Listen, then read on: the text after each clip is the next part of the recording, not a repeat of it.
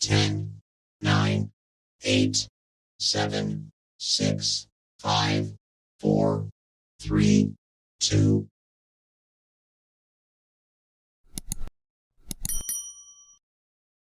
Bismillahirrahmanirrahim. Alhamdulillah wassalatu ala Rasulillah wa ala alihi wa sahbihi wa mawalah. La haula wa la quwwata illa billah. Rabbi shrah li sadri wa yassir li amri wahlul 'uqdatam min lisani yafqahu qawli. Allahumma inna a'udzubika min adzabil jalla zilla zilla adlina wa fa'ajalin jal'alina.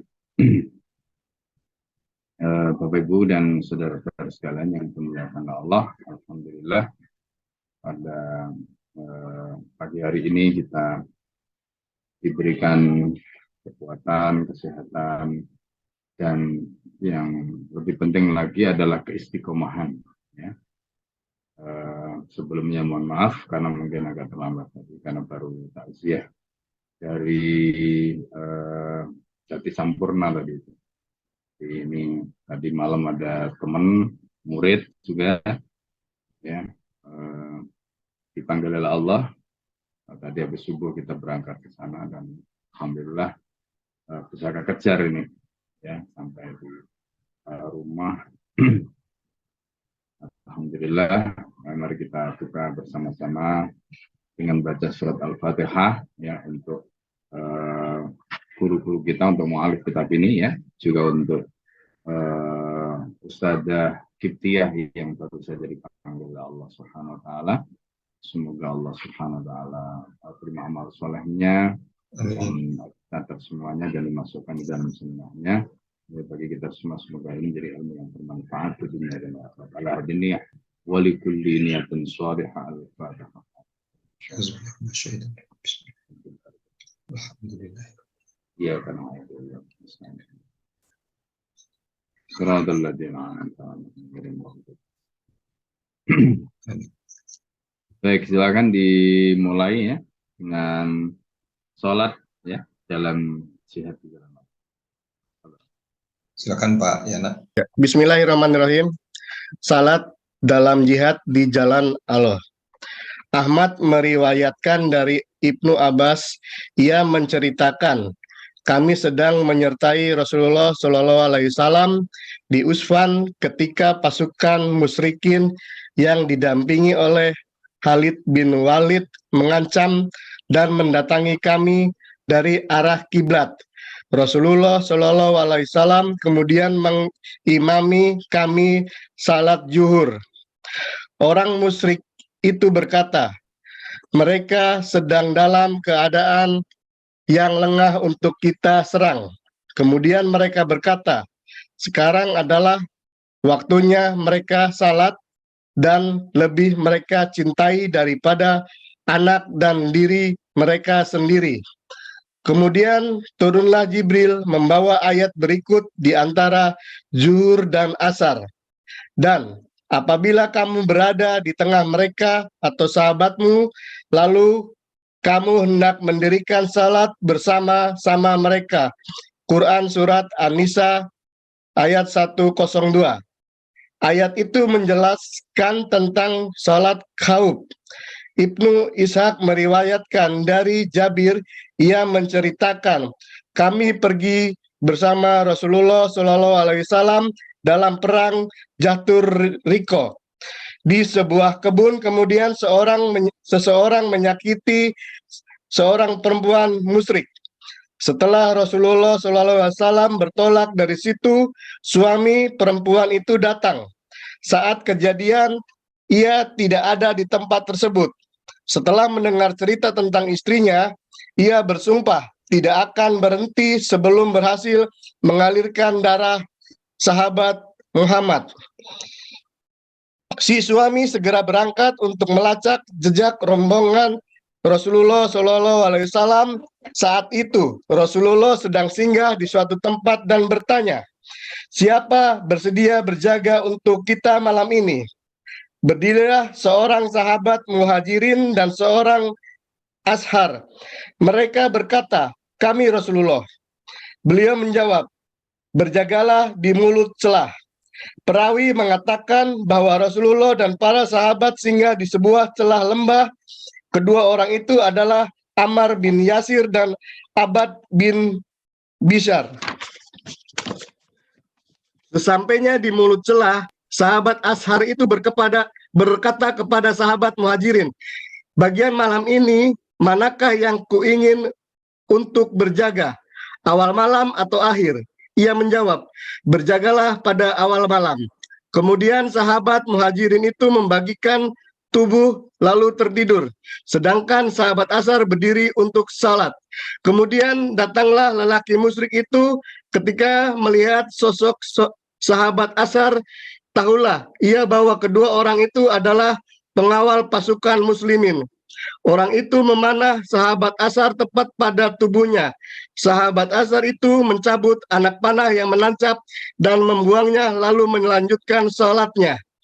Lelaki musyrik itu kembali memanah hingga panahnya menancap di tubuh sahabat Ashar lagi-lagi, hanya mencabut anak panah itu dan melanjutkan sholatnya.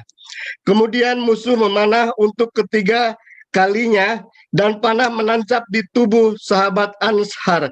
Ia mencabut dan membuang, kemudian ruku dan sujud. Seusai salat, barulah ia membangunkan sahabatnya.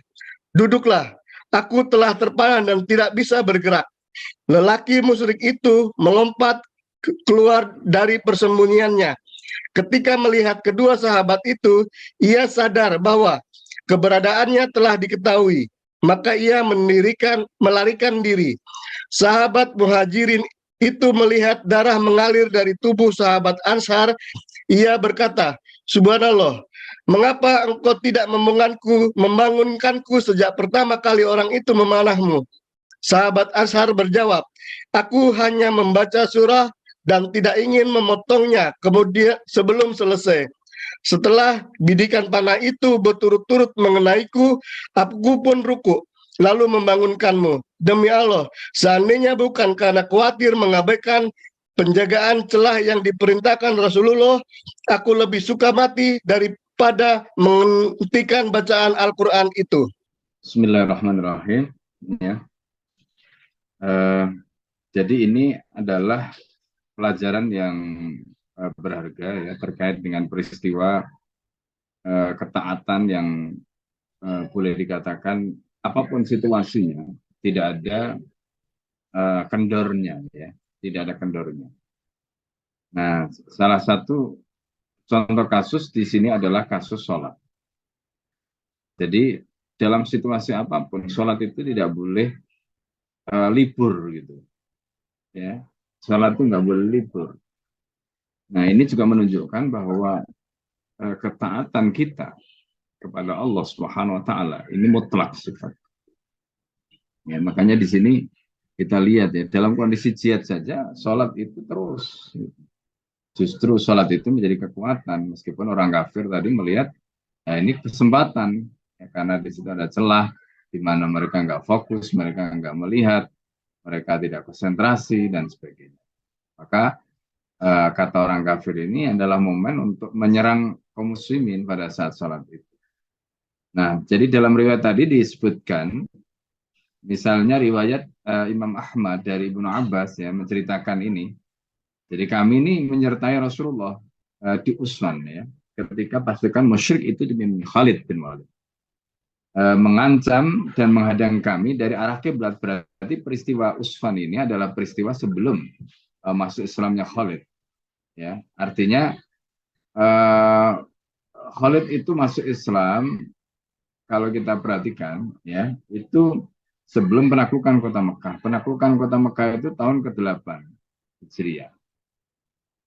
Nah, pasukan Khalid pada saat itu ya kita bayangkan, Khalid ini kan jenderal yang kemudian ketika masuk Islam nanti mendapatkan gelar ya Saif min Suyufillah. Jadi salah satu pedang Allah yang dihunus untuk musuh-musuh. Itu Khalid. Nah, jadi artinya kalau misalnya ini bicara dalam konteks taktik, strategi atau hitungan fisik itu sudah istilahnya bagi Khalid itu mudah lah gitu ya untuk melumat kaum muslimin dalam kondisi begitu. Nah, di sini ceritakan pasukannya itu menghadap kami dari arah kiblat. Ya, Rasulullah kemudian mengimami kami sholat zuhur. Coba bayangkan. Ya. Jadi dalam situasi begitu Rasulullah tetap mengimami kaum muslimin untuk sholat zuhur.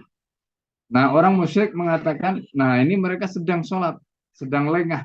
Ya, karena itu ini momen kita serang mereka.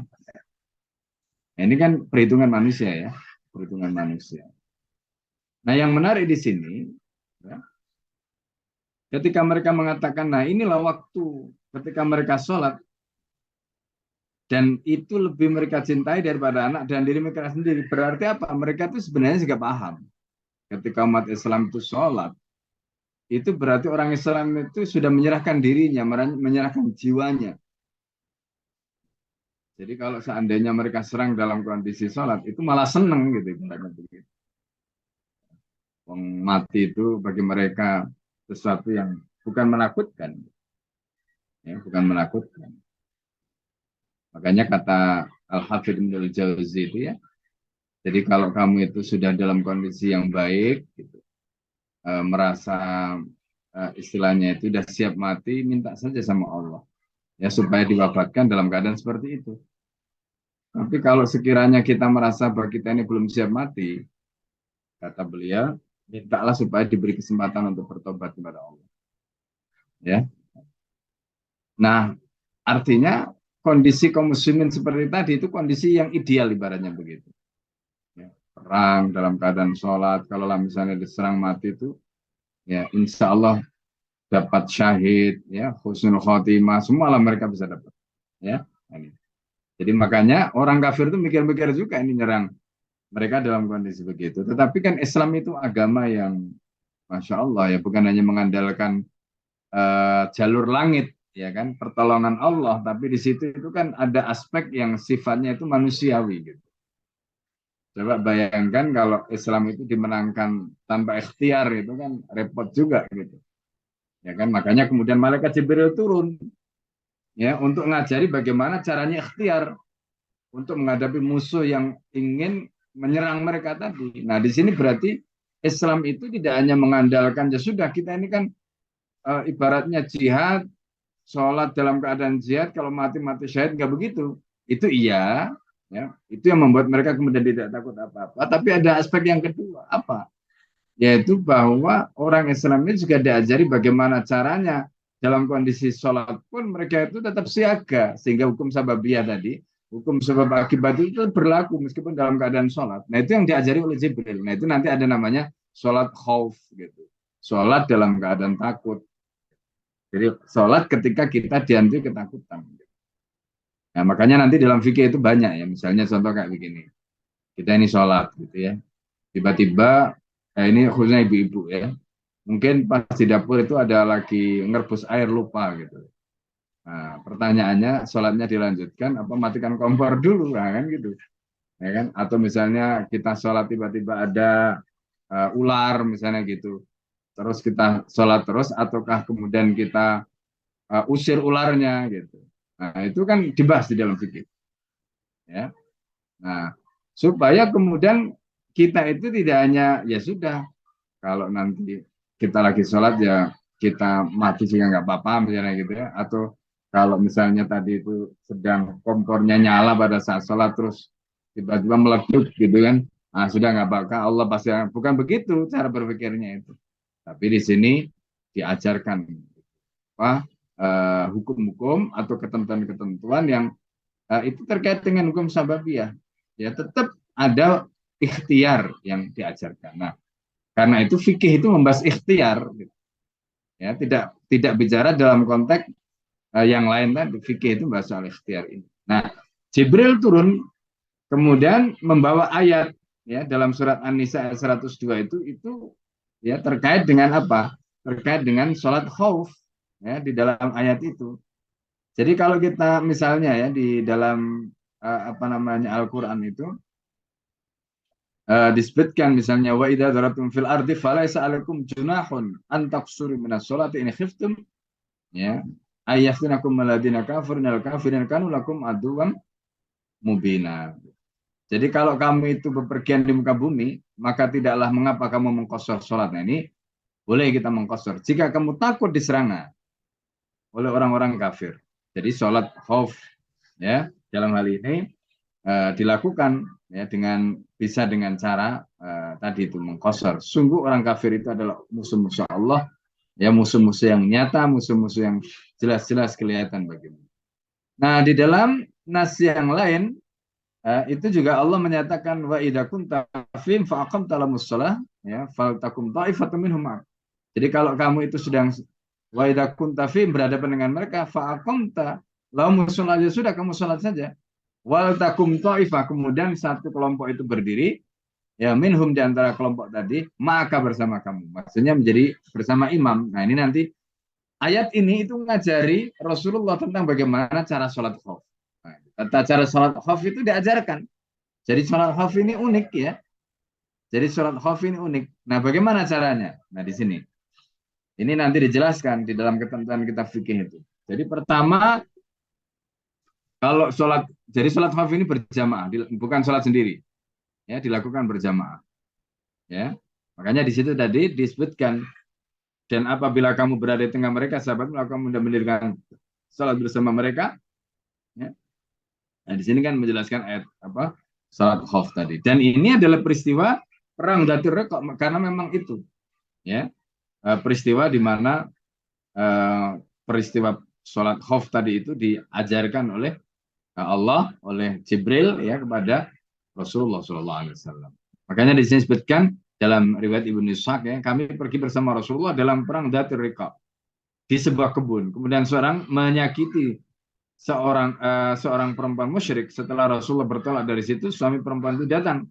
Saat kejadian ia tidak ada di tempat tersebut. Setelah mendengar cerita tentang istrinya, ia bersumpah tidak akan berhenti sebelum berhasil mengalirkan darah sahabat Nabi Muhammad. Nah, si suami itu segera berangkat untuk melacak jejak rombongan Rasulullah. Nah, saat itu Rasulullah sedang singgah di tempat ya, dan bertanya, siapa yang bersiap berjaga untuk kita malam ini? Lalu kemudian berdiri seorang sahabat Muhajirin dan Ansar. Ya, mereka berkata, kami ya Rasulullah. Ya, beliau kemudian berjagalah di mulut celah. Ya, nah ini riwayat yang terkait dengan peristiwa pembunuhan ya perempuan atau apa tindakan ya yang melukai perempuan tadi yang dilakukan oleh orang Islam tadi. Nah, sholat kalau di dalam riwayat sebelumnya tadi ya yang diceritakan pada saat surat An-Nisa ayat 102 tadi itu posisinya begini. Jadi imam itu kalau sholat khauf ya ini ya, itu imam itu membagi jamaah itu menjadi dua shaf. Ya. Jadi menjadi dua shaf depan belakang. Ya. Kemudian imam itu mulai sholat ya, dengan cara takbiratul ihram sampai ya takbiratul ihram ya, kemudian sampai i'tidal takbiratul ihram, kemudian rukuk sampai i'tidal bersama seluruh jamaah. Ya, seluruh jamaah. Jadi lalu imam sujud ya. Jadi imam sujud ini. Bersama shaf depan, jadi baris di depan itu sujud dengan imam. Kemudian shaf di belakangnya itu tetap berdiri dalam posisi i'tidal tadi. Ya. Kemudian setelah imam bersama shaf depan itu selesai dan sudah berdiri, maksudnya rakaat pertama tadi itu, ya maka shaf belakang itu melakukan sujud kan tadi tinggal sujud. Ya kan tinggal sujud. Nah, selesai sujud shaf belakang itu ya kemudian maju ke depan. Ya. Nah, yang depan mundur. Nah, jadi yang di belakang maju, yang depan mundur. Ya. Imam kemudian mulai rakaat yang kedua sampai rukuk dan bangkit dari rukuk bersama seluruh jamaah. Ya kan? Nah, terus nanti yang setelah bangkit maksudnya dalam posisi seperti pertama tadi ya, dalam posisi apa? I'tidal. Nah, imam sujud dengan shaf yang sekarang berada di depan tadi yang asal dari belakang tadi. Jadi sujud, kemudian shaf yang belakang berdiri. Ya, nah, saat imam shaf depan bertasyahud kan 2 rakaat ya, barulah shaf yang belakang itu bertasyahud semua lalu salam bersama-sama imam dan makmum. Jadi imam dan makmum semuanya tadi ikut salam bareng. Nah, itu caranya. Jadi salamnya bareng semua imam. Tapi yang belakang tadi kan masih berdiri. Nah, pada saat itu ketika imam sedang tasyahud, yang belakang melanjutkan kan sujud ya sampai selesai imam menunggu. Begitu selesai semua yang belakang baru kemudian imam salam, assalamualaikum, nah semakin. Nah begitu caranya. Nah itu pelajaran yang diajarkan oleh Jibril pada Rasulullah pada saat di Datul Riqa tadi.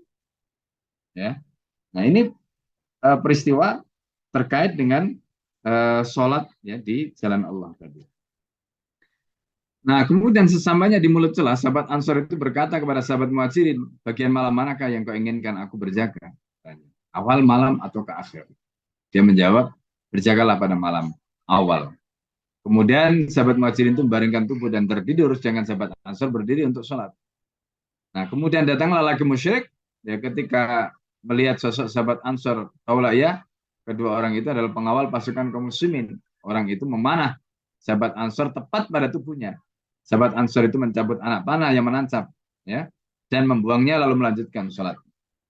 Lalu musyrik itu kembali memanah hingga panahnya menancap di tubuh sahabat Ansor. Lagi-lagi yang mencabut dan kemudian melanjutkan sholatnya. Nah ini, kalau ini adalah peristiwa yang tidak terkait dengan sholat khauf, ya kan? Kalau sholat khauf kan nggak begini. Ya artinya di malam hari itu dia sholat, lalu kemudian sahabat tadi itu dipanah, ya, dan dia tidak merasakan atau dia tidak membatalkan sholatnya karena dia menikmati bagaimana nikmatnya, khusyuknya sholat tadi itu. Lalu musuh itu memanah untuk ketiga kali panahnya menancap di tubuh sahabat Ansor. Ia mencabutnya dan membuangnya, kemudian rukuk dan sujud. Seusai sholat, barulah dia membangunkan sahabatnya. Duduklah aku, ya duduklah katanya. Aku telah terpanah dan tidak bisa bergerak katanya. Yang panah 3 kali menancap, ya kan? Lalu musyrik itu melompat keluar dari persembunyiannya. Ketika melihat kedua sahabat itu, dia sadar bahwa keberadaannya telah diketahui, maka ia kemudian melarikan diri. Nah, sahabat Muhajirin itu melihat darah mengalir di tubuh sahabat Ansor tadi. Lalu dia berkata, subhanallah. Ya, kenapa engkau tidak membangunkanku sejak pertama kali orang itu memanahmu? Ya, maksudnya supaya bisa dijaga, bisa dilindungi. Nah, sahabat Ansor itu menyatakan, aku sedang membaca surat dan aku tidak ingin memotong sebelum selesai katanya. Nah, ini kenikmatan di dalam sholat yang dirasakan oleh sahabat tadi. Ya, setelah bidikan panah itu berturut-turut mengenaiku, aku pun rukuk lalu membangunkanmu.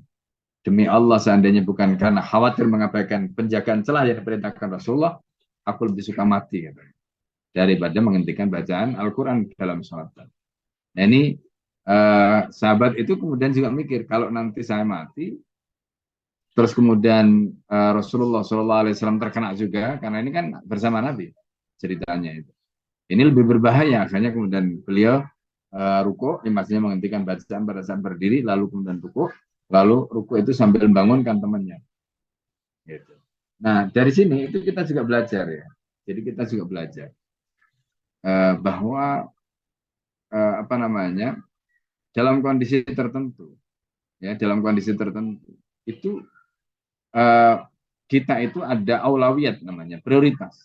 Seperti tadi itu kan akhirnya dia berubah pikiran, tidak melanjutkan artinya sampai selesai gitu. Jadi dia pada kondisi rukuk lalu kemudian membangunkan sahabatnya itu karena khawatir sesuatu yang lebih besar akan terjadi, maka kemudian setelah itu dia baru melanjutkan lagi.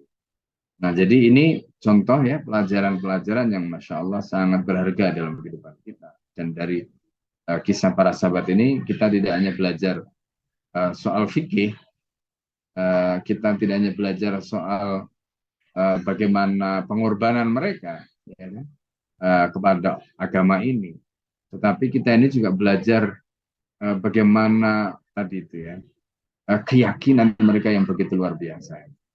Ya, yang tadi dikatakan bahwa kami ini kalau seandainya dipilih memilih, disuruh memilih antara mati di jalan Allah, ya, maka tentu itu lebih kami pilih. Tapi ya, ini kan berarti ada mindset yang berjalan di situ. Khawatir nanti kalau memilih itu kemudian membiarkan mereka bisa menerobos celah yang ditunggu tadi, ini justru lebih membahayakan. Karena akan banyak korban, kemudian Rasulullah SAW juga boleh jadi menjadi sasaran dan sebagainya. Kemudian dia pilih, sudah, kemudian akhirnya dia bangunkan kembali. Nah ini pelajaran-pelajaran yang Masya Allah ya luar biasa. Nah, itu menunjukkan akliyah. Akliyah itu berarti cara berpikirnya sahabat tadi itu Masya Allah. Itu cara berpikir yang ya boleh jadi hari ini tidak kita temukan. Ya, baik. Sampai di sini silakan. Kalau ada pertanyaan atau hal-hal yang ingin sampaikan. Baik, alhamdulillah. Silakan buat rekan-rekan sahabat Siroh yang ingin bertanya atau juga memberikan tambahan wawasannya terkait dengan materi tadi, yang mana kita membahas terkait dengan sholat khauf dan juga prioritas yang perlu kita jadikan pilihan pada saat kita sholat dalam keadaan tertentu atau dalam keadaan yang darurat. Untuk yang Ikhwan boleh langsung raise hand dan open mic, open kamera, dan untuk yang akhwat dipersilahkan untuk menuliskan pertanyaannya di dalam kolom chat.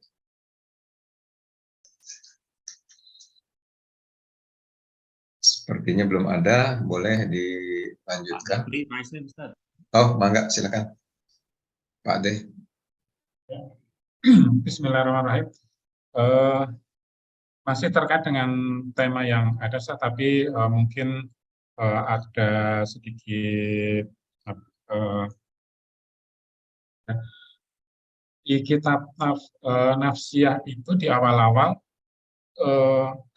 ada disebutkan 3 orang sahabat suatu saat sedang berkumpul, kemudian minum perasan kurma.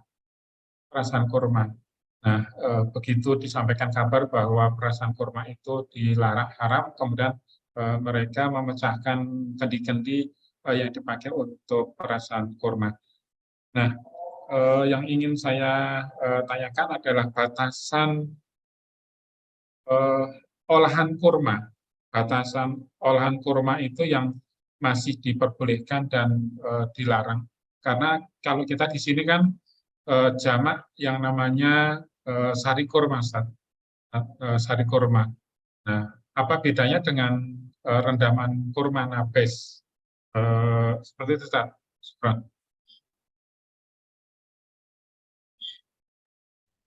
Ya. Jadi pertama ayat terkait dengan mereka memecahkan kenton di tempat minum, ya, itu konteksnya dengan khomer sebenarnya. Jadi ketika Allah menyatakan fal antum muntahun, apakah kalian sudah selesai, sudah meninggalkan, ya. Nah, itu konteksnya terkait dengan khomer. Nah, ketika ayat ini sampai kepada mereka, maka mereka waktu itu memang masih punya simpanan. Di gentong-gentong, di wadah-wadah mereka. Jadi konteksnya ini terkait dengan khomer. Nah, oleh karena itu, karena konteksnya terkait dengan khomer, maka kita perlu melihat definisi khomer menurut para ulama, ya, dalam hal ini. Nah, mereka itu mengatakan khomer itu pertama, ya, di dalam hadis itu kan dijelaskan kullu muskirin khamrun wa kullu khamrin haramun. Nah, jadi qaliluhu wa katsiru haram wa samanu haram dan sebagainya. Jadi setiap yang memabukkan itu khamr. Dan jadi kullu muskirin khamrun, jadi setiap yang memabukkan itu khamr wa kullu khamrin haram, dan setiap khamr itu haram. Terus banyak sedikit, ya, itu haram. Nah, kemudian persoalan berikutnya adalah dari mana orang-orang Arab dahulu itu membuat khamr. Maka di dalam pembahasan fuqaha itu dijelaskan.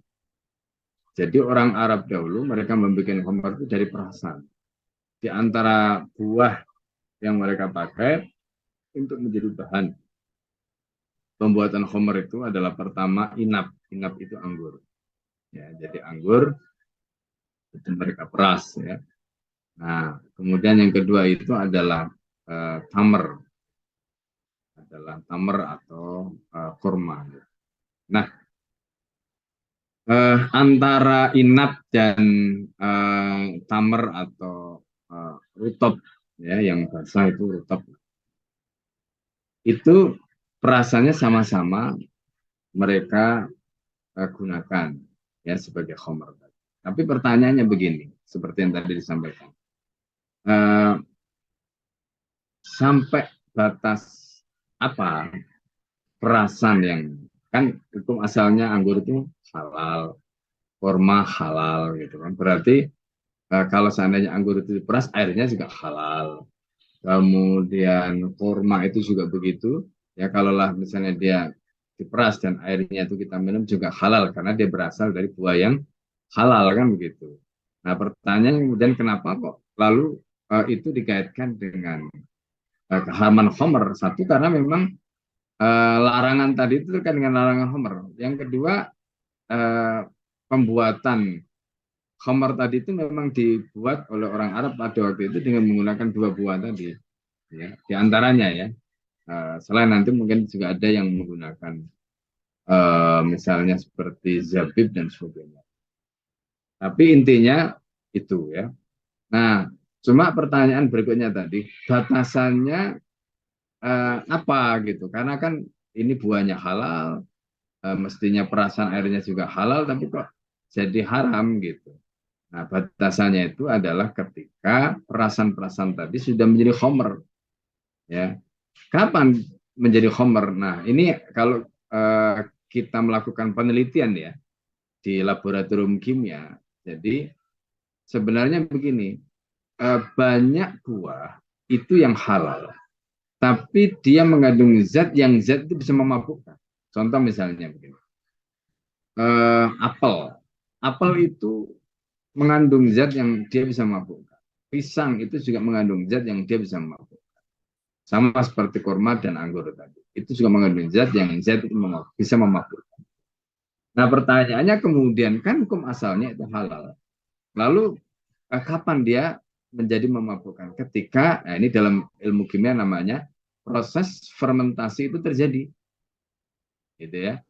Ketika karena begini, di dalam kurma, di dalam anggur, di dalam pisang, di dalam apel itu ada zat yang bisa membentuk menjadi senyawa yang akhirnya menjadi alkohol, ya. Nah, kita tahu khamr tadi itu mengandung itu, ya. Nah, jadi zat yang memabukkan itu ya alkoholnya tadi. Nah, tapi itu kan tidak langsung misalnya diperas, misalnya kayak kurma, kayak anggur tadi, atau misalnya seperti pisang dan apel tadi peras terus langsung jadi alkohol, enggak. Memang di dalamnya itu ada zat yang mengandung itu, tapi untuk menjadi alkohol tadi itu dia akan mengalami namanya proses fermentasi. Gitu. Nah, setelah proses fermentasi itulah baru di situ nanti terjadi apa yang disebutkan dalam hadis Nabi itu kullu muskirin khamron, setiap zat yang memabukkan itu khamr, wa kullu khamrin haram, dan setiap khamr itu haram. Nah, sebelum sampai pada tahapan itu, ya, sebelum sampai pada tahapan fermentasi, ya, maka zat-zat yang ada atau kandungan-kandungan alkohol yang ada zatnya tadi itu, ya, di dalam buah-buah tadi itu belum membentuk zat yang dinamakan muskir tadi, sehingga dia tidak bisa dikatakan haram. Sama misalnya contoh kayak gini, ya, misalnya pembuatan tape itu, ya kan, tape itu kan terbuat dari pisang, maaf, dari apa namanya, dari pohong, ya, dari pohong atau dari singkong gitu. Kemudian singkong itu kan dikasih obat kan gitu. Nah, untuk sampai kepada proses fermentasi itu kan butuh waktu, ya. Butuh waktu.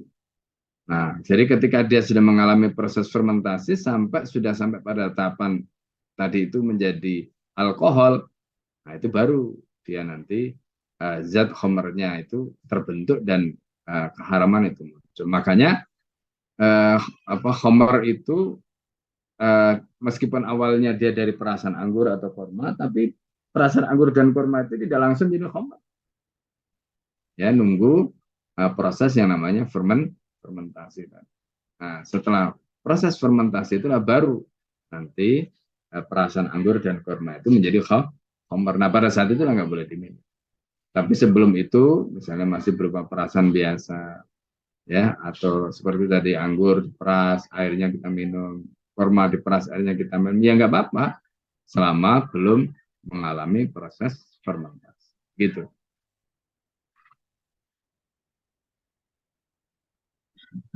Bagaimana dengan sari kurma, Ustaz? Nggak apa-apa, Itu kan sari kurma itu nggak apa-apa, itu termasuk yang tadi kita sebutkan. Jadi dia selama tidak mengalami proses fermentasi menjadi alkohol atau zat yang memabukkan nggak apa-apa. Nah, ketika dia misalnya sudah lama, kan itu ada masa ya, ada masa expirednya ya kan. Nah, masa expired itu biasanya terus nggak tahu dia ngalami apa gitu, ya itu bisa itu nanti entah ada zat tertentu atau tidak. Wallah alam ya, itu yang tahu ahli kimia itu. Sampai kemudian dia mengalami proses fermentasi. Nah, ini ada pertanyaan legen itu kalau dia jadi tua, ya tua. Makanya kan kalau di daerah Tuban, Paciran, ya, Blimbing itu homernya itu ya tua itu dari legen. Ya. Ya. Baik, silakan. Ya. Ya. Baik, terima kasih Pak De. Silakan dilanjut. Bismillahirrahmanirrahim. Zikir dalam jihad di jalan Allah. Al-Bukhari meriwayatkan dari Abu Musa al-Asy'ari, ia menceritakan bahwa ketika Rasulullah Shallallahu Alaihi Wasallam memerangi Khaybar, atau mengatakan ketika Rasulullah Shallallahu Alaihi Wasallam menuju Khaybar, pasukannya naik ke atas bukit dan memandang ke lembah. Mereka pun bertakbir dengan suara keras, Allahu Akbar, Allahu Akbar, Allahu Akbar, La ilaha illallah. Rasulullah bersabda, kasihanilah diri kalian. Sesungguhnya kalian tidak menyeru zat yang tuli ataupun jauh. Kalian sedang menyeru Tuhan yang maha mendengar dan maha dekat. Dan dia selalu bersama kalian. Saat itu aku berada di belakang tunggangan Rasulullah SAW. Sehingga beliau mendengar saat aku mengucapkan La haula wa la quwata illa billah. Beliau menyapa, hai Abdullah bin Qais. Aku menjawab, saya Rasulullah. Beliau bersabda, maukah engkau kutunjukkan satu kalimat dari gudang kekayaan surga? Aku menjawab, tentu saja Rasulullah, demi ayah bundaku. Beliau bersabda, yaitu la haula wa la quwata illa billah. Hadis ini juga diriwayatkan oleh selain jamaah. Yang benar adalah peristiwa itu terjadi sewaktu kepulangan mereka dari Khaybar. Sebab Abu Musa datang setelah penaklukan Khaybar. Sekarang kita bahas, tadi setelah kita membahas tentang sholat di jalan Allah, sekarang zikir ya dalam jihad di jalan Allah. Nah ini terkait dengan peristiwa perang Khaybar, ya. Jadi di sini perang Khaybar itu adalah perang yang terjadi setelah peristiwa perang Hudaybiyah, ya, dan itu terjadi sebelum menaklukkan kota Mekah. Ya, berarti antara tahun ke-6 dan ke-8, ya, sekitar itu ya. Kalau tahun ke-7 ya. Nah, jadi itu perang Khaybar. Jadi Rasulullah SAW menuju Khaybar, pasukannya naik ke atas bukit dan memandang ke lembah. Mereka pun bertakbir dengan suara keras, Allahu Akbar, Allahu Akbar. Ya, dan Khaybar ini boleh dikatakan benteng pertahanan terakhir Yahudi setelah Yahudi itu diusir dari Madinah. Jadi di Madinah itu dalam perjanjian Madinah yang disebut dengan Wasiqah Madinah, orang-orang Yahudi itu diizinkan tinggal di Madinah. Ya, ada Bani Nadir, Bani Qainuqa, ya. Kemudian ada Bani Quraidah, ya. Nah, setelah banyak peristiwa di mana mereka ini melakukan pengkhianatan, di mana mereka itu menikam dari belakang, ya, bahkan kemudian Rasulullah sempat mau mereka bunuh dengan menimbulkan batu dan sebagainya itu, maka tidak ada pilihan lain gitu bagi Nabi dan para sahabat itu kecuali mengusir mereka. Makanya ada istilah ijla, ya. Ijla itu adalah pengusiran orang-orang Yahudi itu dari Madinah. Jadi ketika semuanya itu berhasil dibersihkan dari Madinah itu, akhirnya tinggal satu orang Yahudi itu yang masih kuat gitu, yaitu di Khaybar ini. Maka Khaybar ini adalah peristiwa yang terjadi setelah Suluh, dan pada waktu itu Suluh Hudaybiyah itu sebenarnya ditengarai oleh Rasulullah karena Suluh Hudaybiyah ini dilakukan di tahun ke-6, itu ditengarai awalnya itu setelah peristiwa, kan tahun ke-5 itu kan terjadi peristiwa perang Khandaq atau perang Ahzab ya, tahun ke-5, di mana kaum muslimin itu dikepung ya pada waktu itu. Jadi mereka mengalami pengepungan sampai kemudian Allah memberikan pertolongan kepada kaum muslimin dengan adanya angin taufan macam-macam itu ya, itu bagian dari pertolongan Allah ya, karena Allah itu punya tentara, walillahi junudus samawati wal ard. Jadi tentaranya Allah itu di langit dan di bumi. Ya, itu makanya jangan macam-macam gitu ya. Jadi kalau misalnya hari ini ya kita menjumpai ada banyak banjir di mana-mana, gunung meletus dan sebagainya, itu boleh jadi tentaranya Allah. Walillahi junudus samawati wal ard. Ya, karena mereka ini mereka telah menzalimi, melakukan kezaliman dan sebagainya itu. Ya. Nah, pada saat perang Khandaq tahun ke-5 itu Rasulullah berdoa 3 malam, ya, mulai Senin malam, Selasa malam sampai Rabu malam. Nah, pada Rabu malam itulah doa Nabi diijabah oleh Allah. Jadi doanya itu Allahumma ya munzilal kitab wa ya sari al hisab. Jadi ya munzilal kitab wa ya sari al hisab wa ya mujriyas sahab gitu ya. Jadi dat wahidat yang menurunkan kitab, yang menyegerakan perhitungannya dan kemudian menjalankan sahab itu mendung ya, maka kemudian Rasulullah menyatakan dalam doanya itu zalzilhum ya, guncanglah mereka ya, zalzilhum.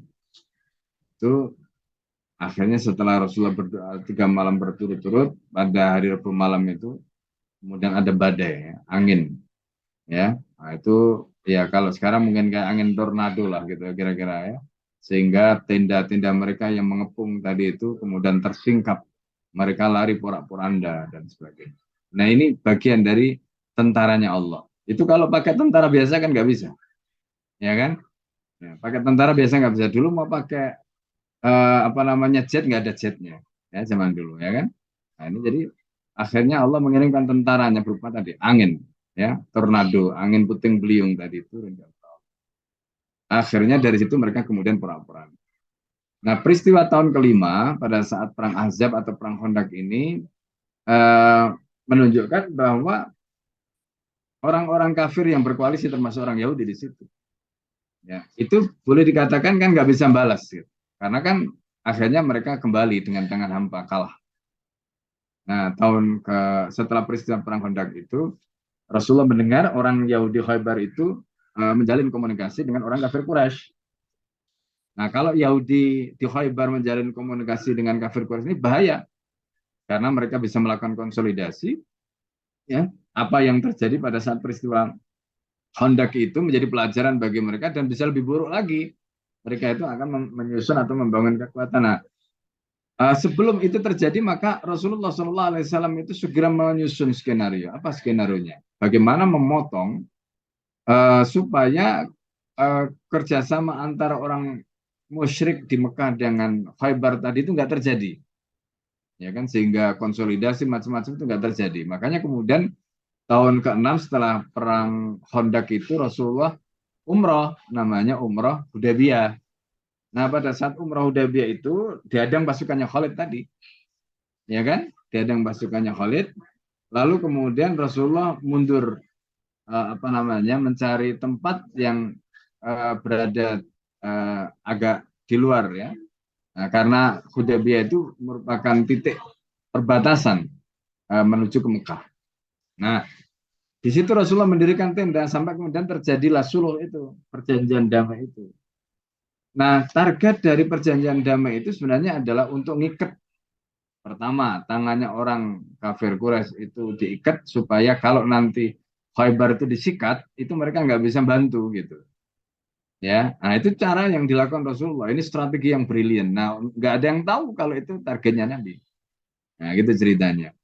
Maka setelah peristiwa umroh Hudaybiyah, kemudian ada Suluh, Allah menurunkan surat Al-Fatah, di mana dalam surat Al-Fatah itu Allah menyatakan Inna fatahna laka fatham mubina. Sesungguhnya kami benar-benar telah memberikan kemenangan kepada kamu dengan kemenangan yang nyata. Ya, nah, itu penaklukan dengan penaklukan yang nyata. Padahal ketika itu belum. Nah, itu kan surat Al-Fatah itu baru turun pada saat Rasulullah pulang dari Hudaybiyah tadi, tahun ke-6 gitu. Di tengah perjalanan menuju Madinah itu turun surat itu. Nah, kemudian setelah peristiwa itu Rasulullah berangkat ke Khaybar, ya kan? Berangkat ke Khaybar. Nah, orang-orang munafik pada waktu itu mau ikut, dilarang oleh Nabi. Allah melarang mereka itu untuk ikut, ya, karena Khaybar ini kaya raya, ada banyak tanaman di sana dan subur, ya. Nah, ghanimahnya banyak. Jadi maka Rasulullah mensyaratkan siapa yang mau ikut ke Khaybar dia harus ikut Hudaybiyah. Kalau nggak ikut Hudaybiyah nggak boleh. Nah, orang-orang munafik tereliminasi akhirnya. Ya, mereka nggak bisa ikut di Khaybar. Nah, ini cerita tentang peristiwa Khaybar. Ya. Nah, makanya di sini disebutkan pada saat peristiwa perang Khaybar tadi itu kejadiannya. Jadi Khaybar ini juga menginspirasi Muhammad Al-Fatih kemudian. Ya, kalau ya misalnya kita melihat bagaimana benteng Rumeli Hisari ya, yang dibangun oleh Muhammad Al-Fatih itu sebenarnya terinspirasi benteng Khaybar, ya, bagaimana orang Yahudi itu waktu itu membentengi dirinya dengan benteng yang luar biasa tangguhnya gitu, dan kemudian Rasulullah berhasil menaklukkan apa namanya Khaybar itu. Nah, peristiwa penaklukan Khaybar itu yang ditiru oleh Muhammad Al-Fatih. Bagaimana Konstantinopel yang dilindungi dengan benteng seperti di Khaybar itu akhirnya bisa ditaklukkan. Nah, jadi strategi itu yang dipelajari oleh Muhammad Al-Fatih kemudian, ya. Nah, jadi Rasulullah SAW dalam hal ini kemudian menyatakan, ya, kasihanilah diri kalian gitu. Sesungguhnya kalian tidak menyeru zat yang turun ataupun jauh. Maksudnya jangan teriak-teriak, nggak usah teriak-teriak. Gitu. Kalian sedang menyeru Tuhan yang maha mendengar dan maha dekat, dan dia selalu bersama kalian. Nah, ini juga sebenarnya sisi lain, ya. Jadi kadang-kadang kita itu misalnya kalau perang gitu ya, perang itu kalau kita perhatikan takbir ya kenceng lah gitu. Kenapa takbir itu kenceng? Apakah Allah itu tidak dengar? Apakah Allah itu enggak? Bukan di situ. Karena dengan takbir itu orang yang mungkin nafsiannya, maknawiannya melempem tadi itu bisa semangat gitu. Karena bagaimana takbir tadi itu, ya, itu bisa betul-betul berpengaruh di dalam jiwa gitu. Nah, itu diantaranya. Nah, kalau berdoa memang berbeda. Kalau berdoa khususnya kalau kita ini minta kepada Allah karena Allah itu maha dekat, bahkan di dalam sigat doa itu nanti dibedakan antara doa itu dengan, jadi ada istilah munajat, ada istilah munada. Munada itu memanggil dengan suara keras, itu munada dari kata nida. Ya, misalnya adzan itu munada, panggilan.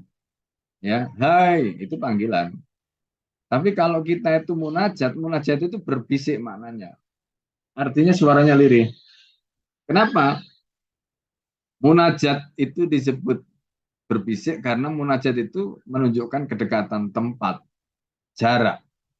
Jadi antara kita dengan Allah itu sangat dekat, jadi tidak perlu kita teriak-teriak. Ya, tidak perlu menggunakan munada, menggunakan apa namanya, ya, hai gitu, nggak perlu. Tapi dengan menggunakan munajat, ya, berbisik tadi, karena kedekatan. Makanya di dalam beberapa redaksi doa itu Allah mengajarkan doa yang redaksinya itu menunjukkan kedekatan kita dengan Allah. Sebaliknya ketika Allah memanggil kita, Allah menggunakan munada, bukan munajat. Ya, misalnya seperti ya ayyuhalladzina amanu itu munada, karena ya ayyuha itu, ya ayyuhalladzina amanu itu menunjukkan Allah, jadi posisi hamba itu jauh dari Allah, makanya perlu dipanggil. Ya ayyuhalladzina amanu. Tapi kalau manusia itu berdoa kepada Allah, pasti Allah itu dekat. Jadi nggak perlu kita teriak-teriak, nggak perlu kita manggil. Makanya redaksinya bukan menggunakan misalnya redaksi seperti tadi ya Allah, bukan begitu. Itu menunjukkan seolah-olah Allah itu jauh. Maka kita diajari misalnya Rabbana atina, ya Rabbil firli. Nggak pakai nggak pakai tapi langsung Rabbana atina fid dunya hasanah, Rabbil firli, ya misalnya. Atau kita berdoa misalnya apa namanya dengan redaksi yang hampir mirip lah ya. Nah, dihilangkannya kata ya itu juga untuk menunjukkan bahwa Allah nggak perlu kita panggil karena sudah dekat. Jadi sudah dekat, makanya cukup redaksinya itu Rabbana hablana min azwajina, Rabbana atina, ada seterusnya. Rabbi adkhilni mudkhala sidiqin, itu menunjukkan dekat. Ya. Jadi Allah itu jaraknya dekat dengan kita, jadi kita nggak perlu panggil-panggil. Nah, gitu ya. Nah, jadi itu rahasianya. Itu yang disebutkan Rasulullah SAW. Nah, saat itu aku berada di belakang tunggangan Rasulullah, sehingga beliau baginda SAW mendengar saat aku mengucapkan la haula wala quwwata illa billah. Beliau menyapa, ya Abdullah bin Qais. Aku menjawab, ya Rasulullah saya. Beliau bersabda, maukah engkau kutunjukkan satu kalimat dari apa namanya gudang kekayaan surga. Jadi maksudnya ada satu kalimat yang kalimat itu merupakan apa namanya dukhroh, ya, dakhirah. Ya. Jadi kalimat itu merupakan perbendaraan. Ya, kalimat itu merupakan kanzun min kunuzil jannah. Bahasa lainnya itu kanzun min kunuzil jannah. Jadi perbendaraan dari perbendaraan surga. Kemudian di situ disebutkan, ya, kata Qais tadi, Abdullah bin Qais tadi, aku menjawab tentu ya Rasulullah demi ayah dan ibuku. Ya. Lalu kemudian beliau menyatakan la haula wala quwwata illa billah. Jadi la haula wala quwwata illa billah itu kanzun min kunuzil jannah. Jadi perbendaraan dari perbendaraan surga. Gitu. Nah, jadi hadis ini juga diriwayatkan oleh ya selain ya jamaah tadi, yang benar adalah peristiwa itu terjadi sewaktu kepulangan mereka dari Khaybar. Sebab Abu Musa datang setelah penaklukan Khaybar. Nah, jadi itu biasalah ikhtilaf di kalangan apa namanya perawi ya terkait dengan kapan peristiwanya itu. Tapi secara umum ya kita pahami, jadi peristiwa Khaybar itu terjadi setelah peristiwa Hudaybiyah ya, dan sebelum peristiwa Fathu Mekah. Nah, dan peristiwanya seperti yang tadi kita dengarkan, perlu kita pahami semuanya tadi, ya. Jelas ya? Silakan kalau ada yang mau disampaikan atau tidak. Silakan buat rekan-rekan yang ingin bertanya, langsung saja raise hand dan open mic, open kamera. Kaitan dengan zikir ya dalam keadaan jihad, dan tadi disampaikan juga oleh Rasulullah bahwa adanya zikir yang memang menjadi gudang kekayaan surga, yaitu la haula wala quwata illa billah. So, perang Khaybar yang juga menjadi inspirasi untuk pimpinan penakluk atau pembebas Konstantinopel, Muhammad Al-Fatih. Dipersilakan. Bagi yang bertanya, Iwan boleh langsung raise hand dan mic, open kamera, dan yang akhwat menuliskan di kolom chat. Jika tidak ada, bisa dilanjut. Mangga, Ustaz Adrian, Pak. Jadi sebentar. Oke. Kalau tadi kan terkait dengan zikirnya ya. Mungkin ada yang bertanya, yang mana zikirnya itu? Ya itu tadi la haula wala quwata illa billah. Nah, di dalam riwayat yang lain itu pada saat perang Khandaq itu seperti disebutkan di dalam Al-Quran, qalu hasbunallah wa ni'mal wakil ni'mal maula wa ni'man nasir. La haula itu baru belakangan. Jadi kalau pengen panjang ya itu baca hasbunallah wa ni'mal wakil ni'mal maula wa ni'man nasir la haula wa la quwata illa billahil alil azim. Nah, itu doa panjangnya ya. Nah, itu doa itu bisa kita baca kapan saja. Jadi hasbunallah wa ni'mal wakil ya, itu maksudnya adalah hasbunallah wa ni'mal wakil. Jadi kita ini cukup. Jadi Allah itu cukuplah bagi kita. Kita mau punya masalah apa saja, Allah itu cukup. Ya, nanti Allah yang akan beresi. Itu makna ayat itu, makna doa itu. Ya, jadi kita itu makanya kata Imam Syafi'i, jangan pernah khawatir, jangan pernah was-was, jangan pernah ragu gitu. Ketika hati kita itu sudah bersandar sama Allah. Nah, Nah, jadi itu hasbunallah. Jadi kalau Bapak Ibu membaca doa ya, hasbunallah itu coba masukkan maknanya dalam hati. Hasbunallah wa ni'mal wakil. Jadi cukuplah. Allah itu bagi kita cukup karena Allah yang akan urus semua, Allah akan beresin semua. Ya, hasbunallah. Wa ni'mal wakil. Dan Allah itu adalah ni'mal wakil, sebaik-baik al-wakil, dat yang mewakili semua urusan kita. Ni'mal maula. Ya, ni'mal maula. Allah itu adalah sebaik-baiknya maula. Maula itu adalah pelindung, penolong. Ya. Kita mau punya masalah apa saja Allah akan lindungi. Kita punya musuh siapa saja Allah akan lindungi. Allah akan jaga. Ni'mal maula. Wa ni'man nasir. Dan Allah adalah an-nasir, dat yang menolong, yang sebaik-baiknya penolong. Ni'mal maula wa ni'man nasir. Nah itu. Jadi hasbunallah wa ni'mal wakil, ni'mal maula wa ni'man nasir. La haula, tidak ada daya. Haul itu konteksnya dengan daya, kekuatan. Wala quwata, dan tidak ada kekuatan illa billah, kecuali semuanya itu bersandar sama Allah, kecuali semuanya itu bersumber dari Allah. Jadi kalau Allah mau, mereka-mereka yang ngancem, mereka-mereka yang punya ini punya itu nggak akan bisa apa-apa gitu. Karena pada dasarnya yang punya kekuatan itu Allah. Nah di situ, maka ketika orang itu membaca doa itu dengan menghadirkan kebesaran Allah tadi, ya boleh jadi kemudian Allah memberikan karomah pada dia.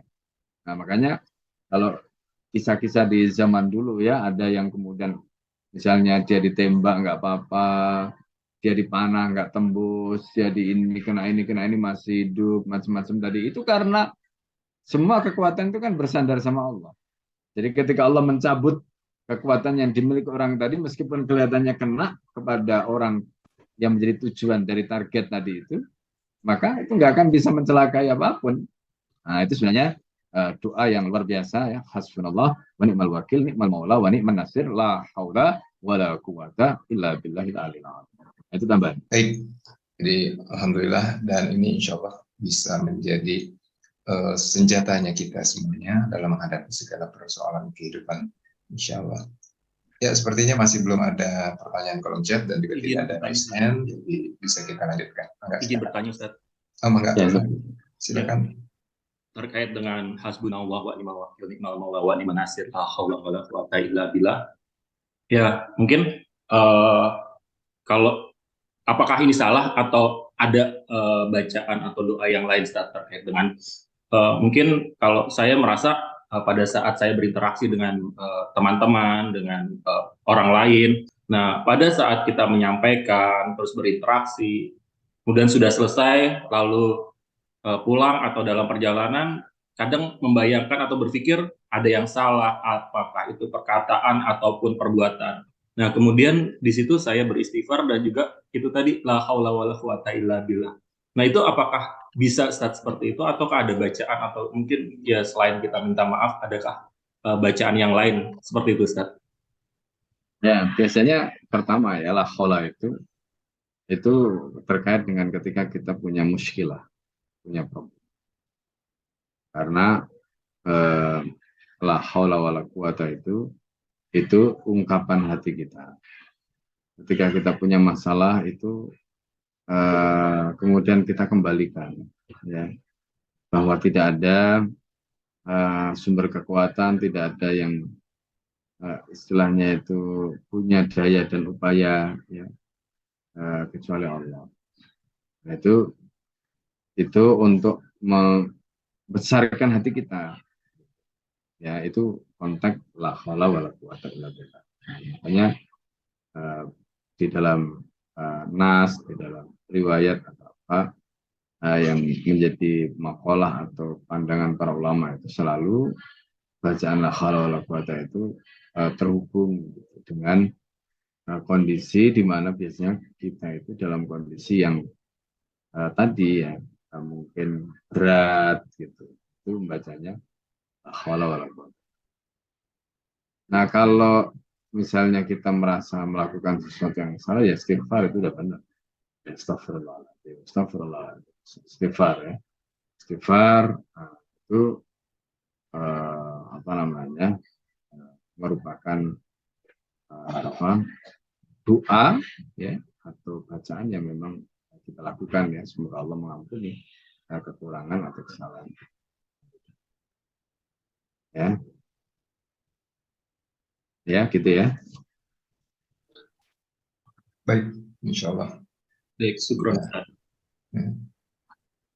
Boleh langsung dilanjut, Ustaz? Kayaknya belum. Ya, ya ini mumpung ingat ya, kemarin itu ada satu penjelasan yang ingin Al-Fakir ralat ya, terkait dengan apa namanya, sahabat Nabi yang sebelumnya itu adalah merupakan budak ya, yaitu Safina. Safina itu kemarin kan kita sebut perempuan ya. Safina itu laki-laki, bukan perempuan. Itu ralat sedikit. Ya, karena riwayatnya itu setelah kita cek lagi, ya dia ikut dalam peperangan bersama Rasulullah, kemudian diberi nama Safina itu karena dia waktu itu ada yang memikul beban yang berat, lalu kemudian beban itu dibebankan atau dipikulkan kepada Safina, sehingga Safina itu mendapatkan gelar seperti itu. Safina itu gelar, jadi yang artinya perahu. Jadi nama aslinya bukan Safina. Baik, ya itu sedikit aja untuk apa namanya ralat. Ya. Silakan dilanjutkan. Doa saat memulai jihad. Ahmad meriwayatkan dari Umar radhiyallahu an, ia menceritakan, pada hari meletusnya perang Badar, Rasulullah Shallallahu alaihi wasallam memandangi sahabatnya dan ternyata mereka ada 300 orang lebih sedikit. Kemudian beliau memandang ke arah pasukan musyrikin dan jumlah mereka ada 1.000 orang lebih. Nabi Shallallahu alaihi wasallam menghadap ke kiblat, kemudian mengangkat kedua tangannya.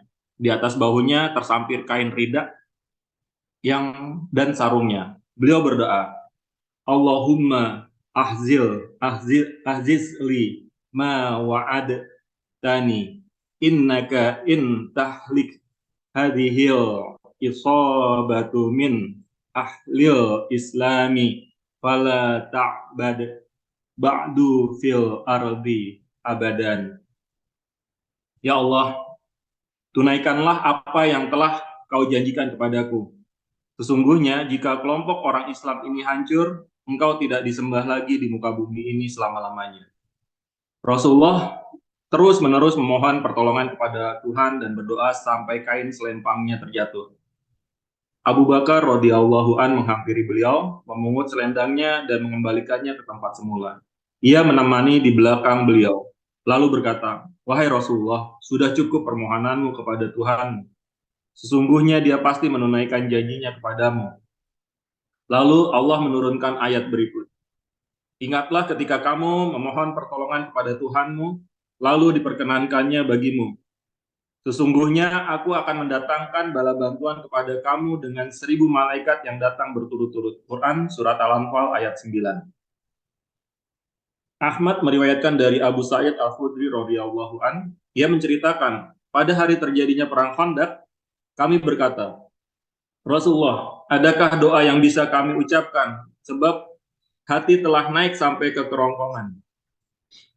Rasulullah menjawab, ya bacalah, Allahumma stur auratana wa min raw'atana. Ya Allah, tutupilah celah kami dan redakanlah ketakutan kami. Kemudian Allah menghalau musuhnya dan mengalahkan mereka dengan mengirim angin puyuh. Al-Bukhari meriwayatkan dari Abu Hurairah radhiyallahu an bahwa Rasulullah Shallallahu alaihi wasallam mengucapkan kalimat La ilaha illallah wahdahu a'azza jundahu wa nasara abdahu wa ghalabal ahzab wahdah. Tiada Tuhan selain Allah semata yang telah meluhurkan tentaranya, memenangkan hambanya, dan mengalahkan pasukan musuh seorang diri. Maka tidak ada seorang pun yang terjadi sesudah itu. Ya. Baik ya. Jadi ini terkait dengan doa saat memulai jihad. Jadi tadi kita sudah singgung ya, mulai dari bagaimana Rasulullah sholat, bagaimana Rasulullah dzikir, ya, puasa, semua dilakukan oleh Nabi. Jadi itu yang tadi kita sampaikan. Jadi Islam itu mengajarkan kepada kita dengan kekuatan berlapis-lapis, gitu. Ya, bukan hanya satu lapis, kekuatan berlapis-lapis. Nah, karena itu semakin besar tantangan kita, itu mestinya kita harus menyusun kekuatan yang berlapis-lapis. Modalnya atau bekalnya itu harus berlapis-lapis. Tidak cukup satu lapis. Ya. Misalnya ini contoh ya. Ini juga menjadi pikiran kita. Hari ini ya situasi kita itu jauh lebih buruk ya dibanding dengan zaman Nabi tentu saja. Jadi di mana ya kedoliman, kejahatan, ya kemaksiatan itu dahsyat sekali, merajalela luar biasa. Dalam situasi seperti ini, kalau kita itu hanya mengandalkan ilmu dalam arti katakanlah penguasaan skill, teknologi, penguasaan itu nggak akan bisa. Nah, karena itu kita butuh bekal yang lebih. Nah, kalau Rasulullah tadi perang itu ya puasa, ya berdoa, ya zikir, ya sholatnya, masya Allah, ya kan? Nah, wiridnya, gitu. Nah itu menjadi bekal kita, gitu. Itu menjadi bekal kita untuk menghadapi situasi-situasi yang seperti ini. Jangan sampai kita itu sudah tahu situasinya kayak begini, tapi kita merasa biasa-biasa saja, akhirnya jebol lagi, gitu. Ya kan, jebol lagi. Nah, ini makanya kenapa ya mohon maaf ya kan teman-teman yang hijrah ini kadang-kadang nggak bisa istiqomah, jebol lagi. Itu ya karena bekalnya tadi nggak cukup. Ya, kurang banyak bekalnya itu. Sementara tantangannya luar biasa. Ini ya. Nah, itu sedikit catatan ya dari berbagai macam riwayat tadi itu terkait dengan apa yang menjadi pelajaran yang bisa kita ambil. Nah, khusus terkait dengan doa, ini kalau kita baca riwayat Imam Ahmad dari Umar ya, pada saat perang Badar itu, ini adalah jurus pamungkas kalau kita boleh sebut. Jurus pamungkasnya Nabi, awalnya itu ya jumlah pasukan memang tidak berimbang. Ketika Rasulullah SAW bergerak dari Madinah ke Badar. Jadi Badar ini menurut sebagian ahli fikih itu masih masuk wilayah Tanah Haram. Ya. Karena posisinya itu dekat Mekah. Lebih dekat ke Mekah daripada ke Madinah. Ini Badar. Yang kedua, pada saat Rasulullah SAW berangkat ke Badar, meskipun ini masuk tanah haram, tapi Rasulullah tidak memakai pakaian ihram. Itu menunjukkan apa? Menunjukkan bahwa kalau kita masuk di tanah haram, kalau tidak ada niat untuk melaksanakan umrah atau haji itu, maka nggak perlu pakai ihram gitu. Nah, contohnya seperti sekarang lah, supir bis, supir truk atau supir apalah gitu yang keluar masuk Mekah itu, ya. Nah itu dasarnya tadi yang dilakukan Rasulullah pada saat perang Badar. Nah pada saat Rasulullah SAW berangkat dari Madinah memobilisasi pasukan yang tadi jumlahnya kurang lebih 300-an, itu Rasulullah sudah menghitung pertama pasukan itu dikonsentrasikan di tempat yang lebih tinggi, ya, di atas bukit pada waktu itu. Nah sehingga dari situ Rasulullah bisa melihat ke bawah. Terus yang kedua, Rasulullah menentukan titik konsentrasinya. Pasukan kaum muslim itu di mana? Kalau nanti misalnya posisinya di situ orang kafir itu di mana? Itu ditentukan titiknya oleh Rasulullah. Nah, setelah titik konsentrasinya itu ditentukan, kemudian ada seorang sahabat bernama Khubab bin Mundir al-Jamuh, gitu. Ya. Di mana Khubab bin Mundir al-Jamuh ini adalah orang yang menguasai medan dan ahli strategi. Pada saat melihat itu, membaca itu, Khubab bin Mundir al-Jamuh ini gak serk. Maka kemudian mendatangi Rasulullah dan bertanya, ya Rasulullah, ya, aman zilun anzalakan, ya, apakah tempat yang kita itu diturunkan atau ditempatkan di situ itu adalah wahyu, ya, ataukah harb awil makidah atau strategi. Rasulullah SAW kemudian dengan tegas mengatakan ar-ra'yu wal makidah. Ini adalah pendapat dan strategi. Nah, kemudian Khubbab bin Mundir al-Jamal langsung mengatakan, ya Rasulullah, kalau memang ini pendapat dan strategi, ini tidak tepat, kata Khubbab. Tepatnya itu nggak di sini, ya, karena kalau nanti kita di sini, posisi air itu bisa mereka kuasai dalam perang, ya kan? Itu kan posisinya memang di tengah gurun, dan nggak ada sumber air. Jadi bayangkan kalau sumber air itu kuasai orang kafir, sudah mengalami kelelahan, nggak ada sumber air, ya mereka. Nah itu faktor yang menyebabkan kemudian kalah. Maka kemudian diusulkan jangan di sini, karena kalau nanti di sini kita nggak bisa mengakses air karena air bisa dikuasai oleh mereka. Bagaimana kalau ini dipindah posisinya? Rasulullah kemudian setuju, meskipun ketika itu ada sahabat-sahabat seperti Abu Bakar, ya Umar dan yang lain-lain itu sebenarnya nggak mempersoalkan strategi atau tempat yang telah menjadi titik konsentrasi yang tetapkan tadi. Nah, tapi pendapat Khubbab ini kemudian mengubah, ya, posisi pasukan yang dikonsentrasikan tempat. Nah, setelah peristiwa itu, kan berarti kan dari segi hukum sababiyah ini kan dihitung oleh Rasulullah. Setelah tempat itu atau setelah peristiwa itu masih ada, ya, persoalan lain gitu, karena ini adalah perang pertama gitu. Apa persoalannya lainnya itu? Rasulullah itu sebagai nabi, sebagai manusia, itu juga bicara dalam konteks sebagai manusia tadi. Nah, diantaranya ketika itu melihat pasukan yang jumlahnya nggak banyak, sementara yang dihadapi itu jumlahnya 3 kali lipat gitu. Kan Rasulullah itu kan ngirim seorang sahabat bernama Abdullah bin Jahash, ya, untuk memata-matai berapa sih jumlah orang kafir Quraisy itu yang ikut perang Badar tadi. Dari hasil mata-mata tadi itu diketahui jumlahnya kurang lebih sekitar 1.000 lah. Artinya 3 kali lipat jumlah pasukan kaum muslimin tadi. Sementara pasukan kaum muslimin itu ada perang pertama, ini yang disebut dengan Yaumul Furqan, hari penentuan. Gitu.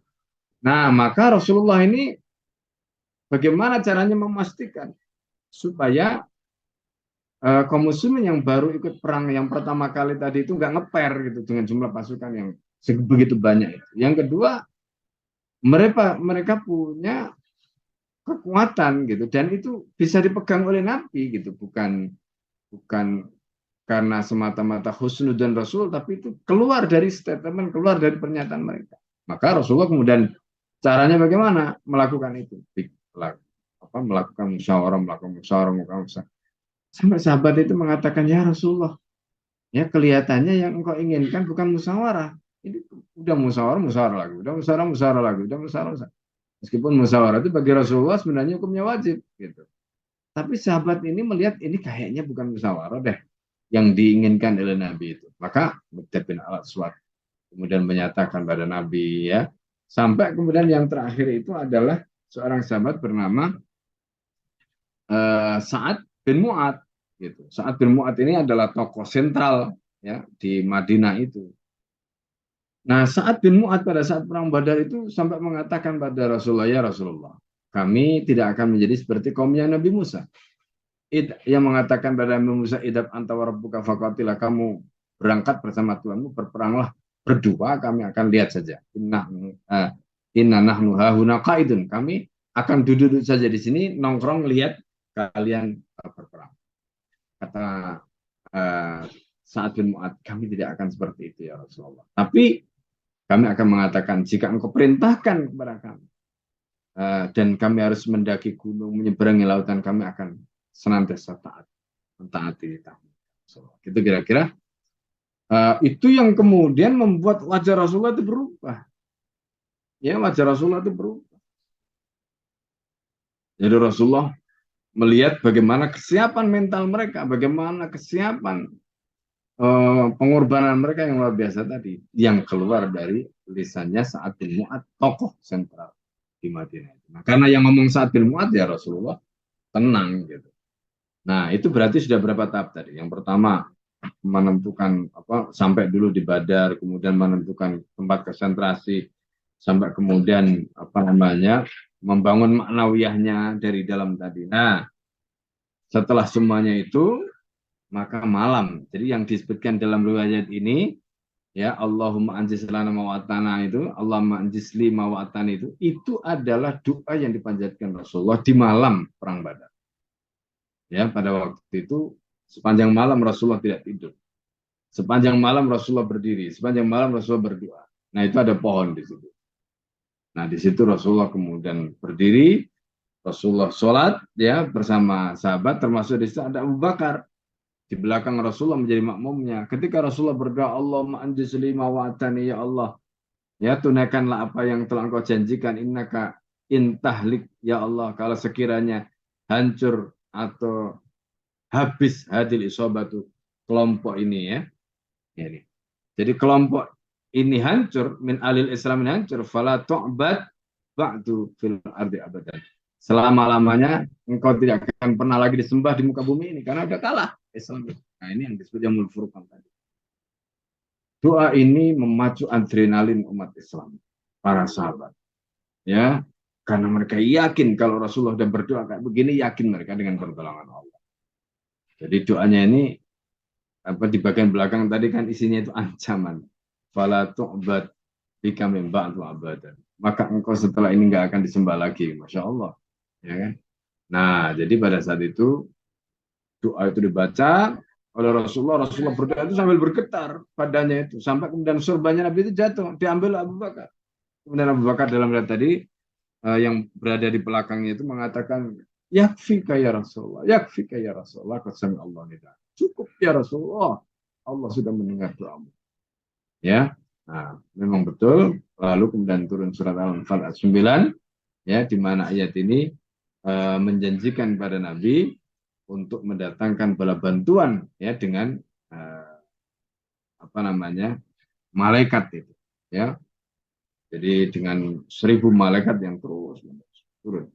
Makanya dalam peristiwa perang Badar itu di dalam kitab-kitab surah disebutkan mereka yang terbunuh pada saat perang Badar itu, kalau yang dibunuh oleh malaikat itu ditandai jadi kelingkingnya atau apa itu. Kalau enggak itu biasanya yang membunuh sahabat Nabi. Nah, begitu. Nah, ini adalah peristiwa yang terkait dengan bagaimana proses Rasulullah untuk sampai ke puncak tadi. Ya, mulai dari persiapan sampai akhirnya doa pamungkas, jurus pamungkas. Yaitu doa yang luar biasa dari sini. Nah, itu adalah peristiwa perang Badar. Nah, kemudian berikutnya ini Imam Ahmad meriwayatkan dari Sa'id Al-Khudri itu terkait dengan peristiwa perang Khandaq yang tadi kita sudah ceritakan. Nah, di dalam peristiwa perang Khandaq, kalau di dalam riwayat ini itu disebutkan doa yang disampaikan Rasulullah, Allah mustur aurati wa amin ro'ati, itu dalam riwayat yang kita baca secara mufrad. Kalau di sini kan jamak, berarti Allah mustur auratana wa amin ro'atanya, ya Allah tutupilah celah kami dan redakanlah ketakutan kami. Nah, ini doa yang dibaca pada saat saat peristiwa atau momen perang Khandaq. Nah, akhirnya ya kalau dalam riwayat yang lain tadi kita sudah sampaikan, ya Allah ya ya munzila, Allahumma ya munzilal kitab wa ya sari al-hisab ya wa ya mujriyas sahab. Nah, itu kemudian dilanjutkan anzil zalzilhum ya. Jadi itu doa pada saat perang Khandaq. Nah, kemudian ini berikutnya itu adalah riwayat dari Abu Hurairah ya, Rasulullah SAW mengucapkan kalimat la ilaha illallah wahdah. Ya, kalau ini ada yang menyebutkan ini terjadi pada saat perang Badar juga. Ya, makanya kemudian kita gunakan di dalam redaksi ya, seperti kalau kita sedang sa'i itu kan ada. Jadi sadaqa wa'ada wa nasara 'abda wa azza judahu wa zamal ahzaba wahdah. Sadaqa wa'ada. Ya, sadaqa wa'ada wa nasara 'abda wa azza jundah wa zamal ahzaba. Jadi tidak ada Tuhan selain Allah semata yang telah meluhurkan tentaranya, memenangkan hambanya dan mengalahkan pasukan musuh-musuhnya sendirian. Nah, ini kan kalau konteksnya di sini la ilaha illallah wahda. Kalau sadaqa wa'ada wa nasara 'abda wa azza junda jamal azza wahda, itu apa namanya, doa yang dibaca ya dalam perjalanan pada saat perang Badar tadi, dan kemudian pada saat Idul Fitri di mana kaum muslimin mendapatkan kemenangan pertama, takbir tadi. Makanya kemudian ada ulama yang menambahkan. Jadi biasanya kan setelah takbir Allahu Akbar, ya, itu kemudian ditambahkan tadi sadaqa wa'ada wa nasara 'abda zajunda wa jamal azab wahda la ilaha illallah wallahu akbar walillahil hamd. Nah, gitu ya, itu adalah tambahan ya, boleh saja, nggak apa-apa, tidak harus apa namanya redaksi takbir itu istilahnya itu cukup dari Nabi ya, kita tidak boleh tambah ya, boleh kita tambah, apalagi kan ini sebenarnya di luar ibadah atau di luar sholat atau di luar pakai ibadah makhluk. Ya, baik itu ya, Bapak sekalian terkait dengan uraian ya yang bisa Al-Fakir sampaikan. Silakan.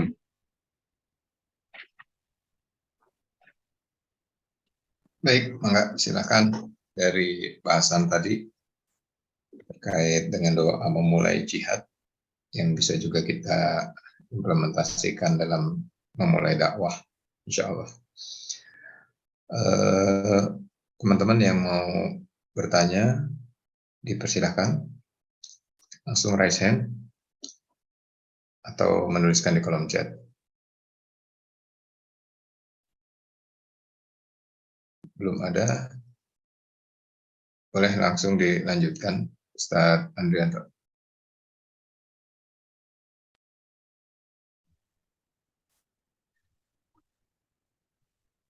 Baik. Doa seusai perang. Ahmad meriwayatkan dari Rifa'ah Az-Zuraqi radhiyallahu an, dia menceritakan bahwa pada hari terjadinya perang Uhud, ketika orang musyrik telah mundur, Rasulullah SAW bersabda, "Luruskanlah barisan kalian, aku hendak memuji Tuhanku." Mereka pun berbaris di belakang Rasulullah. Kemudian beliau berdoa, "Ya Allah, segala puji hanya untuk-Mu. Ya Allah, tiada yang bisa menyempitkan apa yang Kau longgarkan, dan tiada yang bisa melonggarkan apa yang Kau sempitkan. Tiada yang bisa memberi petunjuk orang yang Kau sesatkan, dan tiada yang bisa menyesatkan orang yang Kau beri petunjuk. Tiada yang bisa memberi apa yang Kau halangi, dan tiada yang bisa menghalangi apa yang Kau berikan. Tiada yang bisa mendekatkan apa yang Kau jauhkan, dan tiada bisa menjauhkan apa yang Kau dekatkan. Ya Allah, amparkanlah kepada kami berkah, rahmat, anugerah, dan rezeki-Mu. Ya Allah, sesungguhnya aku memohon kepadamu kenikmatan abadi yang tidak akan berubah dan tidak akan sirna. Ya Allah, sesungguhnya aku memohon kepadamu kenikmatan pada hari kemiskinan, keperluan, dan keamanan pada hari ketakutan. Ya Allah, sesungguhnya aku berlindung kepadamu dari keburukan apa yang Kau berikan kepada kami, dan keburukan apa yang Kau halangi dari kami. Ya Allah, buatlah kami menyukai iman dan hiasilah hati kami dengan iman. Buatlah kami tidak menyukai kekafiran, kefasikan, dan kedurhakaan. Jadikanlah kami orang yang mendapatkan petunjuk. Ya Allah, matikanlah kami sebagai muslim dan hidupkanlah kami sebagai muslim. Kumpulkanlah kami dengan orang saleh tanpa kehinaan dan fitnah. Ya Allah, perangilah orang kafir yang tidak mempercayai para Rasul-Mu dan menghalangi jalan-Mu. Timpakanlah kepada mereka kesusahan dan azab-Mu. Ya Allah, perangilah orang kafir yang telah diberi kitab ahli kitab. Wahai Tuhan Al-Had. Ya. Jadi ini adalah riwayat Imam Ahmad dari Rifa'ah Az-Zuraqi ya, terkait dengan peristiwa perang Uhud. Ya. Nah, perang Uhud ini terjadi setelah peristiwa perang Badar tadi yang kita ceritakan. Jadi orang musyrik itu telah mundur. Lalu Rasulullah SAW bersabda, ya, luruskanlah barisan kalian. Jadi aku hendak memuji Allah. Maka kemudian mereka pun berbaris di belakang Rasulullah, kemudian Rasulullah berdoa. Ya, ini doanya yang tadi sudah dibaca. Jadi ya doa ini doa-doa yang dipanjatkan pada saat momen tertentu ya. Jadi seperti tadi yang sudah dibacakan itu, ya Allah, ya segala pujiannya milikmu. Gitu. Ya Allah, tiada yang bisa menyempitkan apa yang kau longgarkan. Tidak ada yang bisa melonggarkan apa yang kau sempitkan. Tiada yang bisa memberi petunjuk apa yang kau sesatkan. Dan tiada yang bisa menyesatkan orang yang kau beri petunjuk. Tiada yang bisa memberi apa yang kau halangi, dan tiada yang bisa menghalangi apa yang kau berikan. Ya, tiada yang bisa mendekatkan apa yang kau jauhkan, dan tiada yang bisa menjauhkan apa yang kau dekatkan, karena semua Allah. Ya, ya Allah, hamparkanlah kepada kami berkah, rahmah, anugerah, ya, dan rizkimu. Ya Allah, sesungguhnya aku memohon kepadamu kenikmatan abadi yang tidak akan berubah dan tidak akan sia. Ya Allah, sesungguhnya aku memohon padamu kenikmatan pada hari kemiskinan. Ya, artinya pada saat kita orang itu dalam kondisi miskin, dalam kondisi kelaparan itu, kalau dapat nikmat itu kan syukurnya Masya Allah. Sementara kalau orang itu biasa dapat nikmat itu kurang syukurnya. Itu yang diinginkan Rasulullah. Jadi mendapatkan nikmat sebagaimana orang miskin gitu, mendapatkan nikmat itu Masya Allah itu nangis gitu, ya. Dan keamanan pada saat ketakutan. Jadi orang itu pada saat kondisi takut lalu kemudian dia dijaga oleh Allah itu nangis dia, karena betul-betul merasa perlindungan Allah, betul-betul merasa pertolongan Allah. Ini penting. Jadi ya Allah, sesungguhnya aku berlindung kepadamu dari keburukan yang akan kau berikan pada kami, dari keburukan yang kau halangi dari kami. Gitu. Ya Allah, buatlah kami menyukai iman, hiasilah hati kami dengan iman, ya, dan buatlah kami tidak menyukai kafiran, kefasikan, dan kedurhakaan. Jadikanlah kami orang yang mendapatkan hidayah atau petunjuk. Ya Allah, matikanlah kami sebagai seorang muslim, dan hiduplah kami sebagai muslim. Kumpulkanlah kami dengan orang soleh tanpa kehinaan dan fitnah. Ya Allah, perangilah orang kafir yang tidak mempercayai para rasulmu dan menghalangi jalan. Timpakanlah kepada mereka kesusahan dan azab. Ya Allah, perangilah orang kafir yang telah kami beri, yang telah diberi kitab, ya, atau ahli kitab. Ya. Wahai Tuhan yang Maha Al-Haq. Jadi ini adalah doa yang dipanjatkan baginda Nabi Muhammad Shallallahu Alaihi Wasallam ya pada saat perang Uhud. Jadi kalau kita baca di dalam riwayat-riwayat tadi beda-beda ya. Nah, jadi pada saat perang Honda kayak apa, pada saat perang Badar kayak apa, pada saat perang Uhud kayak apa. Itu karena memang situasinya berbeda-beda. Ya.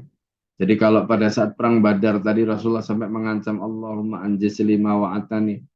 Ya, innaka intahlik hadil isabatu ya. Lantuk batfi kami mbak abadan misalnya. Itu karena situasinya memang Masya Allah, bayang pada saat itu. Nah, pada saat perang Khandaq yang tadi kita sebutkan, Allahumma ya munzilal kitab, ya sari al-hisab wa mujriya as-sahab, ya, anzilhum, azalzilhum, ya, kalahkanlah mereka, ahzimhum, ya, kalahkanlah mereka, wazalzilhum, dan apa namanya, guncangkanlah mereka. Nah, itu bagian dari kondisi-kondisi yang dihadapi Rasulullah. Kemudian Rasulullah berdoa dengan Masya Allah ya, mengetuk pintu langit ya, bertalu-talu ya, 3 malam berturut-turut sampai kemudian diijabah. Ya, itu Bapak sekalian yang dimuliakan Allah ya, yang bisa kita sampaikan ya pada kajian kali ini. Semoga menjadi ilmu yang bermanfaat insya Allah. Baik. Baik, silakan Ustaz, langsung saja.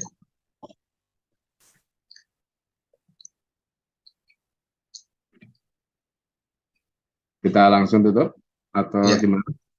Baik ya. Karena waktu ya, kita baca surat Al-Fatihah. Al-Adinnya aku niatin soleh Al-Fatihah. Ar-Rahman Ar-Rahim.